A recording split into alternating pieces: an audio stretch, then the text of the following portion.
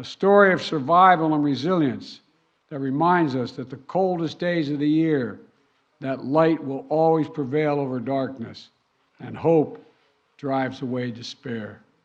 Saudara Lun, Volodymyr Zelensky bertemu dengan Presiden Amerika Serikat Joe Biden di Gedung Putih pada Rabu 21 Desember 2022 selama kunjungan masa perang pertama pemimpin Ukraina ke luar negeri. Perjalanan ini dimaksudkan untuk mendesak Amerika Serikat dan dunia agar terus mendukung Kiev pada 2023 ketika persetujuan Kongres Amerika Serikat untuk bantuan ke Ukraina akan menjadi lebih sulit. Amerika Serikat telah mengirimkan sekitar 50 miliar dolar Amerika Serikat bantuan ke Kiev saat konflik di tanah terbesar Eropa sejak Perang Dunia Kedua berlarut-larut, menewaskan puluhan ribu orang, mengusir jutaan orang dari rumah mereka, dan menghancurkan kota-kota menjadi reruntuhan. Biden mengatakan baik NATO maupun Uni Eropa saat ini sangat kuat dan bersatu terkait Ukraina. Zelensky akan berpidato di depan Senat dan Dewan Perwakilan Amerika Serikat serta bertemu dengan para pemimpin Partai Demokrat dan Republik di sana.